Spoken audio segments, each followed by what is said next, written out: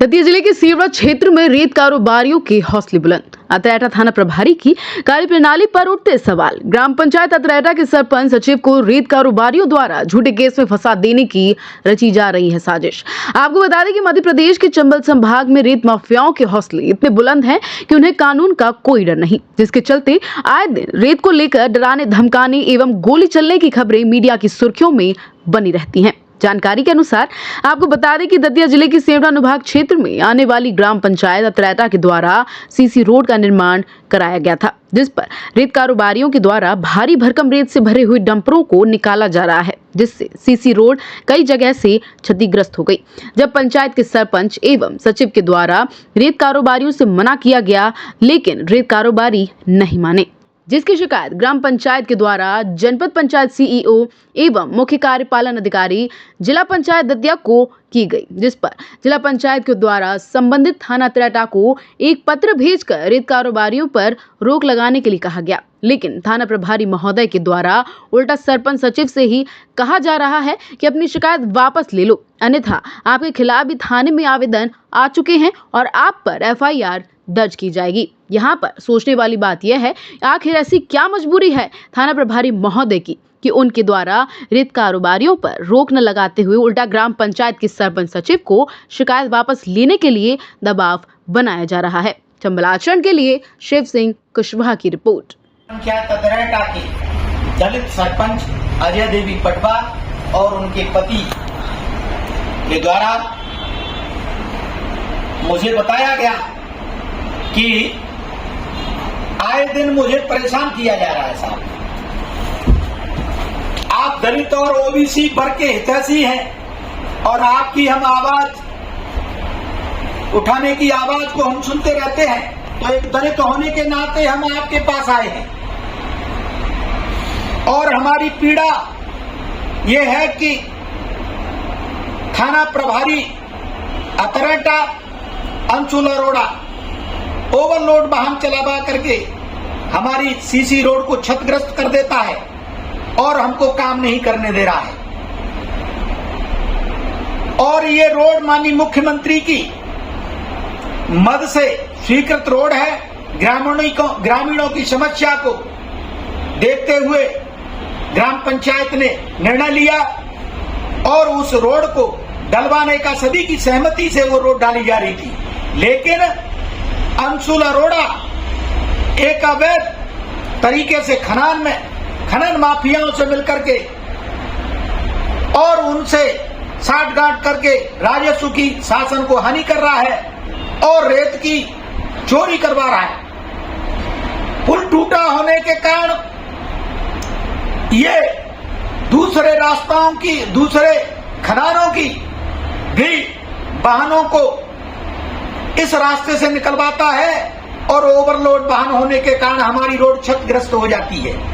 इस तरह का हमारा नुकसान किया जा रहा है। इसकी शिकायत हमने लिखित में माननीय मुख्यमंत्री जी के सचिव राजौरा साहब, बालंबे साहब और अन्य कई अधिकारियों को लिखित में इसकी शिकायत की गई, बल्कि इसकी शिकायत भ्रष्टाचार की लोकायुक्त में भी की गई है।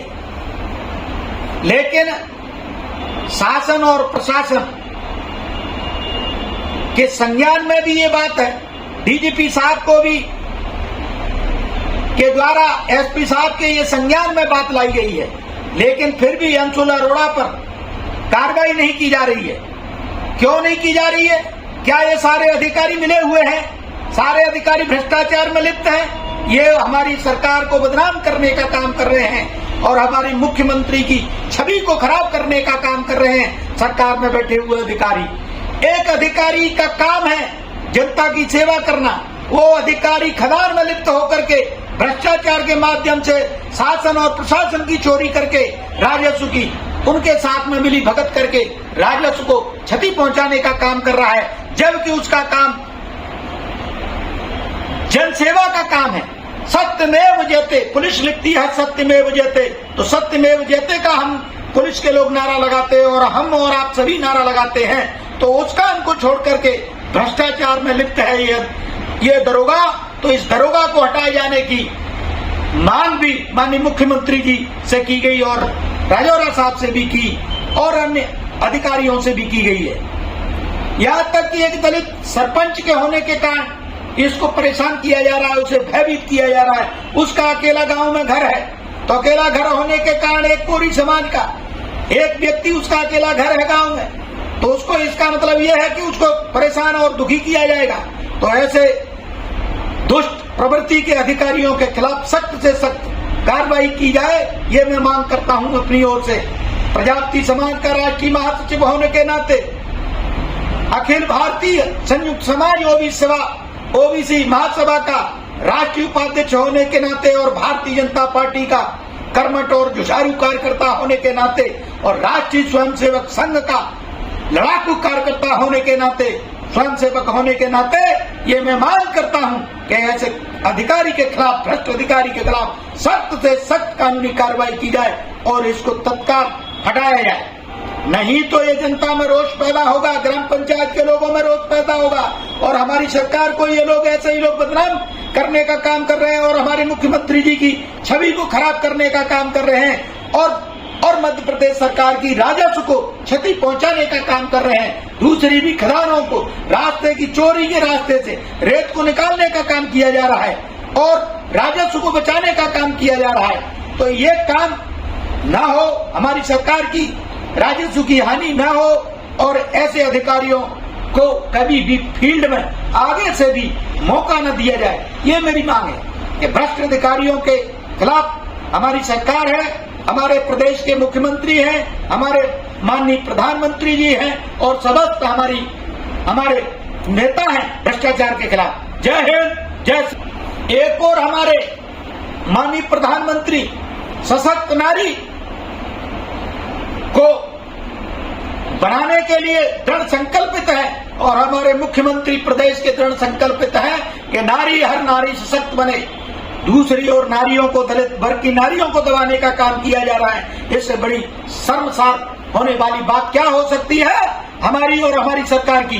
तो मैं मांग करता हूं माननीय प्रधानमंत्री जी से, माननीय मुख्यमंत्री जी से और सत्ता में बैठे हुए उन सभी मंत्रियों से, सभी पदाधिकारियों से कि ऐसे लोगों के खिलाफ सख्त कार्रवाई की जाए, जिससे एक दलित महिला को काम करने के लिए उसे बाध्य न किया जाए और उसके काम में किसी भी प्रकार की रोड़ा न अटकाया जाए। उसको ग्राम पंचायत में स्वतंत्र होकर के काम करने का, जब जनता ने उसे वोट दिया है तो उस वोट का मतलब क्या निकला? उसके वोट को दबाया जा रहा है, उसकी आवाज को दबाया जा रहा है और उसको काम नहीं करने दिया जा रहा है, बल्कि इस तरह के चोर अधिकारियों को दंडित किए जाने की भी मैं मांग करता हूं और ऐसे पापियों के खिलाफ सख्त से सख्त कानूनी कार्रवाई की जाए और तत्काल इसको हटाया जाए। मैं नहीं चाहता कि जो और रोष बढ़े जनता में और जनता आकर के अतरेटा की जनता, ग्राम पंचायत की जनता आकर के एसपी का घेराव करेगी और कलेक्टर का भी घेराव करेगी। जय हिंद। और मैं उस जनता का साथ दूंगा